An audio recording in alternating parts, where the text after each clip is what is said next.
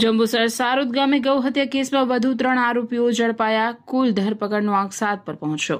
જંબુસર તાલુકાના સારુદ ગામે થોડા દિવસ પહેલા ગૌ હત્યા અને ગૌમાંસ મળી આવવાના કેસમાં વેડજ પોલીસે વધુ 3 આરોપીઓની ધરપકડ કરી છે.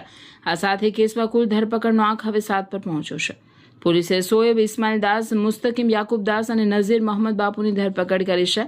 અગાઉ 4 આરોપીઓની ધરપકડ કરવામાં આવી હતી. કેસની તપાસ દરમિયાન અન્ય આરોપીઓની સંડોવણી સામે આવતા વધુ 3 આરોપીઓને ઝડપી લેવામાં આવ્યા છે.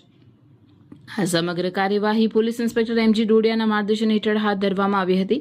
વેડજ પોલીસે તમામ આરોપીઓ સામે કાયદેસરની કાર્યવાહી હાથ ધરી છે અને કેસની વધુ તપાસ ચાલુ રાખી છે.